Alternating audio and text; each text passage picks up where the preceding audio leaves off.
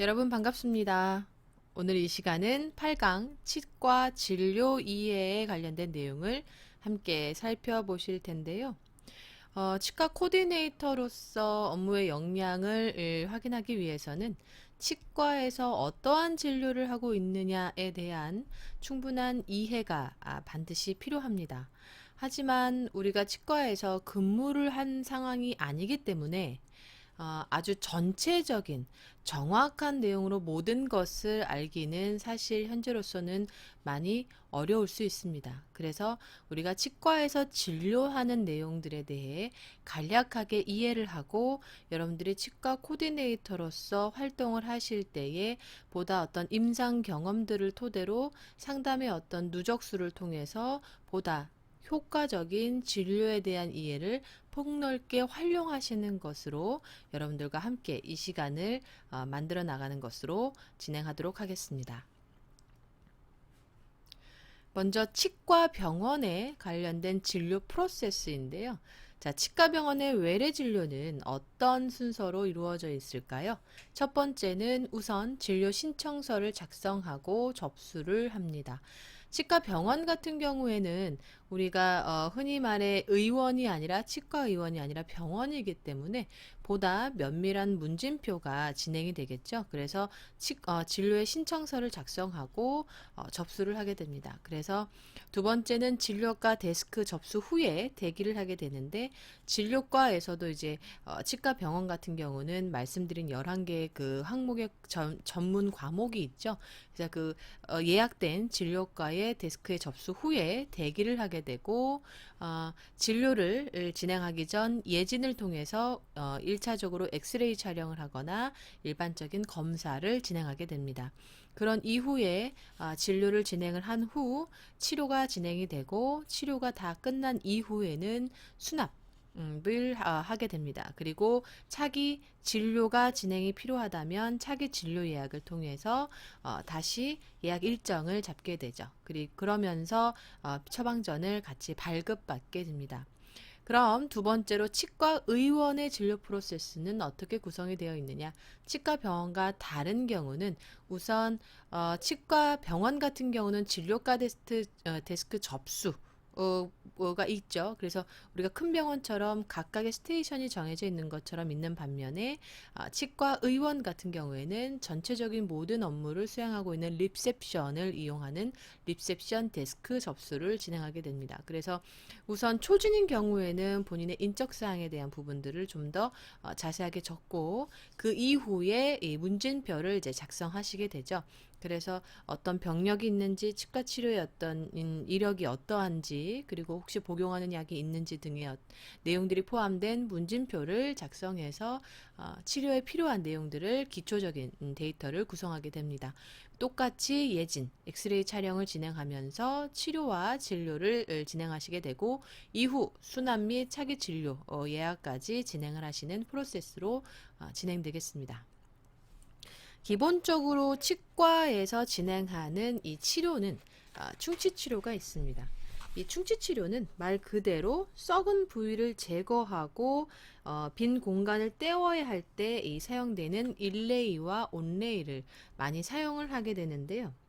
이 인레이와 온레이는 레진으로 때우기에는 굉장히 이 범위가 크고 그리고 충분한 강도나 모양을 갖추기 어려울 때 주로 사용합니다. 그래서 즉 손상된 범위와 부위가 어떠하냐에 따라서 인레이냐 온레이냐를 선택하게 되는데요. 자, 인레이 같은 경우는 손상 부위가 적죠. 그래서 인레이는 치아에 씹는 면 안쪽 부위를 수복할 때 사용하는 방식이 바로 인레이이고요. 온레이는 인레이보다 이 우식 범위가 넓죠, 상당히. 넓을 때 치아 씹는 면이 튀어나온 이 교두 부분까지, 요 교두 부분까지 삭제한 후에 수복할 때에 사용하는 것이 바로 이 온레이입니다. 그래서 만약에 인레이나 온레이로 커버할 수 없을 만큼 이 우식 범위가 굉장히 크다 하는 경우에는 신경 치료 후에 크라운을 씌우게 되는 치료를 진행하게 됩니다. 그래서 가장 많이 사용하는 충치 치료에는 인레이와 온레이가 있다에 대한 부분 여러분들이 알고 계시면 좋을 것 같고요.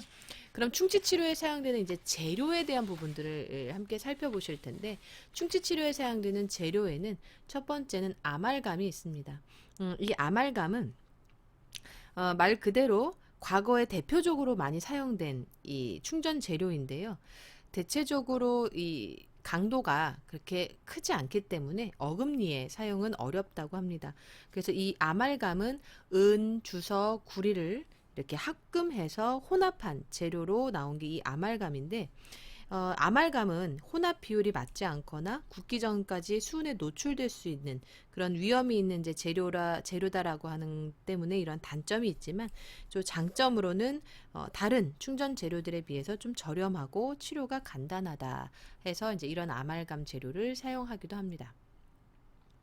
이 충치 치료에 또 사용되는 이 충전재로서는 바로 금이 있는데요. 이 금레이는 내구성이 굉장히 뛰어나고 이 제거된 부위를 정확히 밀봉할 수 있는 것이 가장 큰 특징입니다. 근데 단점으로는 치아색과 좀 다르죠. 너무 다르기 때문에 심미적으로 떨어지는 이제 효과로 인해서 금으로 하는 금레이는 거의 어금니 쪽에 많이 하거나 많이 어떤 그 씹는 강도를 높여야 될 수밖에 없는 이런 치아에 많이 사용을 하고 있습니다. 그래서 금레이는 완전 금관과 부분 금관으로 이렇게 나눠져 있습니다. 그래서 이 완전 금관은 전체를 씌우는 거고요. 부분은 이 온레이, 인레이처럼 안을 씌우는데 대신 금으로 사용하는 이런 어떤 방식을 가지고 있습니다. 자, 도제 인레이인데요. 이건 이제 세라믹이라고 하죠. 그래서 이제 세라믹 인레이라고 하는데, 이 도제 인레이는 치아와 동일한 색조를 가지고 있어서 거의 티가 나지 않는 그런 효과, 그래서 심미적 효과가 굉장히 뛰어납니다. 그리고 이제 세라믹이다 보니까 강도도 우수해서 대체적으로 어금니에도 많이 사용은 하긴 하지만 다소 비싼 가격이기 때문에 이런 좀 단점이 있습니다. 그러나 금보다는 정밀도가 떨어진다라는 부분으로 이해하시면 되겠습니다. 비슷한 계열인데요. 이제 레진인데, 이 레진은 세라믹보다는 좀 더 약합니다. 그래서 치아와 유사한 색조를 가지고 있는 가장 큰 단점이 있으나 마찬가지로 금보다 정밀도가 떨어지는 특징을 가지고 있습니다. 마찬가지로 이 치아와 유사한 색상을 갖고 있기 때문에 심미적 효과가 굉장히 크겠죠. 그런데 이 도제인레이 세라믹 같은 경우는 이제 생체 친화적이고 뭐 니코틴이라던가 커피 이런 것으로 인해서 착색된 이 치아의 색깔, 이런 어떤 변색이 잘 되지 않는 것이 특징이라면, 레진 인레이는 변색 가능성이 좀 있다라는 것이 좀 단점입니다. 그래서 이 자연 치아와 가장 유사하기 때문에 또 치아를 대상으로 대량으로 치아를 대량으로 삭제해야 하는 이 어떤 경우에 아말감과는 달리 삭제량이 적고 치아의 어떤 치아와 직접 붙이는 이런 어떤 이 시술을 하고 있기 때문에 치료 후에 2차 감염률이 낮은 것이 특징이 되겠습니다. 신경치료는 우리가 치아, 신경 조직과 치아 뿌리에 이제 염증이 생겨서 이 치아의 구멍을 뚫는 부분에 이제 염증 부위를 이제 신경을 제거를 해서 해당되는 부분에 세척, 그리고 이제 소독을 진행하고 그 떼워진 그 구멍을 뚫린 그 부분에 이 공간을 충전한 후에 더 씌우는 것을 말합니다. 그래서 신경치료는 시간이 굉장히 오래 걸리고 또한 어떤 그 아픈 증상이 좀 많기 때문에 많은 분들이 굉장히 어려워하고 무서워하시죠. 그래서 신경치료까지 가지 않도록 충치를 예방하시는 것이 좋겠다라고 생각하시면 되겠습니다. 자, 우리가 충치와 충치 치료가 있으면 그다음에 이제 치주 질환을 우리가 특징적으로 크게 나눌 수 있는데요. 이 치주 질환이라고 하는 것을 이제 우리가 치주염이다라고도 이야기하는데, 보시다시피 이 치아를 받치고 있는 치은과 치주 인대 그리고 골 조직에 어떤 염증이 나타나서 발생하는 증상이 바로 이 치주 질환입니다. 그래서 이 건강한 치아 같은 경우는 이 치주가 굉장히 단단하게 잘 되어 있는 반면에 치주염은 염증이 발생되는 부분들이 발생하게 되는 거죠. 이 치아에 이 치은과 치주인대에 이 받치고 있는 조직이 이제 이 치태나 치석을 통해서 계속적으로 이제 염증이 발생하는 것이 이 치아입니다. 그래서 우리가 이제 이 치주 질환을 치은염 그리고 치주염 이렇게 두 가지로 크게 나눌 수가 있는데요. 먼저 이제 치아와 관련된 치아 질환은 충치나 마모증, 뭐 치수염, 치근단염 이런 것들을 치아 질환이라고 한다면 치주 질환은 크게 치은염과 치주염 이렇게 두 가지로 나눌 수가 있습니다. 그래서 이제 우리가 치은염이라고 하면 뭐 단순성 치은염, 즉 괴사성 치은염 이렇게 이야기하는데 이 치은염은 비교적 가볍고 회복이 어떤 빠른 형태의 어떤 치주 질환으로서 잇몸이죠. 예. 잇몸, 즉 연 조직에만 국한된 형태를 띠고 있습니다. 그래서 단순성 치은염이다라고 이야기를 하는데 이때 발생되는 이 증상들이 빨갛게 붓거나 피가 났다. 그러면 치은염을 의심해 볼 필요가 있습니다. 치주염 같은 경우에는 이러한 치은염의 어떤 증상들이 점점 진행이 된 그런 과정이거든요. 그래서 이러한 염증이 잇몸과 잇몸뼈 주변까지 진행이 돼서 발생된 것이 바로 치주염입니다.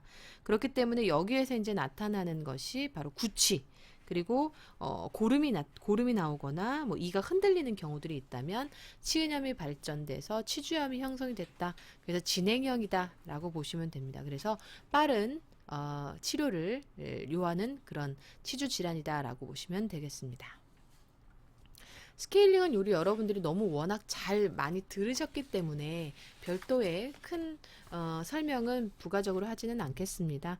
그런데 이제 우리가 스케일링이다라고 하면 대체적으로 조기에 이제 치석 제거다라고 하죠. 그래서 치주 질환을 예방하는데 큰 효과적이기 때문에 1년에 1회 또는 2회를 권장하게 되는데 이 스케일링 같은 경우에는 19세 이상인 경우에는 1년에 1회 이 건강보험 혜택을 적용받으실 수가 있죠. 그래서 본인 부담금이 약 1에서 2만 원대이기 때문에 여러분들이 1년에 한 번 정도는 스케일링을 받으시는 것도 매우 좋겠다. 그래서 적극 권장해 주시는 이런 상담도 필요하겠다라고 보겠습니다. 자, 8번째는 틀니인데요. 틀니는 상실된 치아를 대신하는 인공 치아이죠. 그래서 치아를 이제 발치를 하거나 뭐 썩을 수도 있는 거고, 그리고 아니면 절대 사용하기 어려운 뭐 잘린 치아가 있을 수도 있는 거고, 그래서 발치를 한 상태에서 치아가 없이 잇몸에 인공적인 치아의 느낌을 본떠서 거는 이런 어떤 이 방식인데요. 이 틀니에는 이제 세 가지로 나눌 수가 있습니다. 첫 번째는 완전 틀니. 완전 틀니는 말 그대로 어금니부터 전체 모든 치아가 다 치아를 모두 다 이제 인공 치아로 대체하는 거죠. 그래서 잇몸에 걸게 되는 거죠. 그러다 보니까 음식물을 섭취하실 때 잇몸을 누르거나 뭐 또 이렇게 조이는 그런 현상 때문에 이 틀니를 사용해서 식사하시는 게 굉장히 어렵다고들 하시죠. 그리고 이제 이 치아의 어떤 치조골이 그리고 이 잇몸이 항상 동일하게 있는 것이 아니라 우리가 이제 시간이 지나면서 형태가 변형이 되기 때문에 이 틀니도 계속적으로 영구적이다라고 보실 수가 없다라는 것이 이제 단점이겠습니다. 부분 틀니는 전체적으로 할 수는 없고 부분적으로 뭐 예를 들어서 이런 경우가 있을 수 있죠. 임플란트를 하게 되면 금액이 너무 비싸기 때문에 어차피 임플란트도 치아를 발치를 하거나 치아가 없는 곳에 이제 이식을 해서 박는 이런 구조이잖아요. 그러다 보니까 좀 어떤 비용적인 부분이라던가 아니면 어떤 부작용에 대한 부분으로서 염려되시는 분들이 대체적으로 이제 부분 틀니를 하시게 되는데 부분 틀니는 이제 건강한 치아에 이렇게 걸어서 사용을 하게 됩니다. 근데 이제 걸다 보니까 또 씹을 때마다 뭐 부딪히거나 아니면 이렇게 걸리거나 하면서 또 어떤 염증의 증상들을 또 동반하기도 하기 때문에 이런 부분들도 우리가 또 고려해 볼 필요가 있습니다. 그리고 이제 임플란트 틀니는 틀니의 어떤 같은 형태를 띠고 있는데 이제 임플란트 형식인 거죠. 말 그대로 임플란트처럼 그 치아를 씹는 거죠. 그래서 예를 들어서 틀니의 형태를 가지고 있으나 그 형태에 우리가 이제 이 고정식으로 이렇게 박는 것을 우리가 이제 임플란트 틀니다라고 여러분들이 보시게 되겠습니다. 자, 그래서 이제 이 9번째에서는 이제 치아 교정에 대해서 설명을 드리겠습니다. 치아 교정은 굉장히 다양하죠. 물론 충치 치료에 있어서도 굉장히 다양한 충전재들로 인해서 여러분들이 이제 어, 헷갈리실 수도 있는데 이제 치아 교정도 굉장히 좀 다양하다. 근데 치아 교정은 굉장히 전문적인 분야이기 때문에 이제 어떤 재료라던가 방식이라던가 금액적인 부분에서 조금 다소 각 의원마다 병원마다 좀 다소 차이를 보이고 있습니다. 그래서 이제 첫 번째 치아 교정할 때는 이제 상담이 진행이 되고 진단과 분석을 통해서 검사와 촬영을 통해서 진단과 분석이 이루어집니다. 그리고 이제 심층적인 상담을 진행하면서 어떤 치료로 어떤 장치로 할 것이냐 그리고 어떻게 해야 될 것이냐 발체를 해야 될 것이냐 아니면 발치를 하지 않아도 가능한 것이냐 심미적인 게 중요한 것이냐 이런 여러 가지의 것들을 서로 심층적인 상담을 통해서 비용이나 장치를 이제 선택을 하시면서 이제 교정 치료가 진행이 되시죠. 그러면서 이제 이 교정 치료는 한 번으로 끝나는 것이 아니라 굉장히 장기간으로 진행이 되기 때문에 이제 주기적인 점검이 진행이 됩니다. 그래서 대략 한 3에서 4주 정도 이렇게 주기적인 점검을 해서 치열이나 그리고 형태를 계속적으로 확인하는 그런 작업이 진행이 되죠. 그러면서 이 장치를 제거하게 되면 이제 치료를 종료하게 되는데 이후에 제일 중요한 것은 이제 유지 관리에 대한 부분들을 해주시는 것이 필요하겠다라고 보시면 됩니다. 자, 그래서 가장 많이 사용되는 것이 바로 이제 이 금속 장치인데요. 우리가 이제 틀니를요, 이 틀니는 거의 치열을 고르게 하는 치료이기도 하고, 그리고 또 중요한 것은 이렇게 이 골격을 좀 바로잡아서 부조화적인 골격을 바로잡아서 치아의 정상적인 기능을 돕는 것을 우리가 이제 치아 교정의 가장 큰 특징이다, 그리고 목적이다라고 보는 것인데, 이 치아 교정은 철사를 이용하는 것이냐, 아니면 철사를 이용하지 않는 방식이냐라는 것으로 두 가지로 크게 나누고 있습니다. 그래서 이 금속 장치의 메탈은 금속 브라켓을 사용한다라는 건데요. 평균 한 200에서 300만 원 정도 소요된다라고 보시면 되겠고요. 그리고 이제 금속 장치의 같은 개념인지 이제 메탈이냐 아니면 이제 골드 컬러로 이용하느냐 이 차이라고 보시면 되겠습니다. 그리고 이제 이 세라믹 같은 경우에는 이제 클리피쉬 세라믹이라고도 하는데 이런 경우에는 이 안쪽에 이 세라믹 느낌의 이 재료를 사용하는 건데요. 어차피 철사는 동일하게 이 금속으로 진행이 됩니다. 그래도 전체적인 철사, 전체적인 어떤 메탈보다는 이 세라믹으로 치아를 받치고 있기 때문에 훨씬 더 이제 심미적인 부분에서는 훨씬 더 보기가 좋더라라는 부분 때문에 세라믹 장치를 많이 사용을 하고 있는 상황인데요.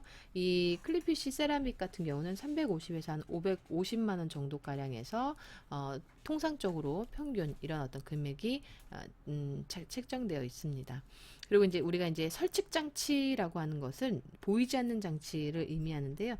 우리가 이 설치 장치라고 하는 것은 재료에 대한 부분을 의미하는 것이 아니라 우리가 이제 순축 교정이냐 설축 교정이냐 이렇게 이야기하는데 이제 순축 교정이라고 하는 건 치아 바깥쪽 지금 보시다시피 말 그대로 순축입니다. 그런데 치아 안쪽에 이 장치를 하는 것을 우리가 바로 설축 교정이다라고 이야기를 하거든요.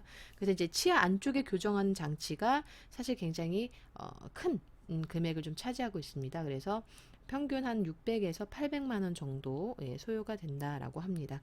그래서 이제 이런 어떤 치아 교정에 관련된 내용을 좀 설명드렸고요. 마지막으로는 이제 임플란트인데요. 임플란트도 여러 재료가 있죠. 뭐 국내산이냐, 국외산이냐, 뭐 금액적인 부분 또 뼈 이식을 하느냐, 하지 않느냐 이런 부분으로 금액적인 부분은 사실 조금의 큰 차이를 보이고 있습니다.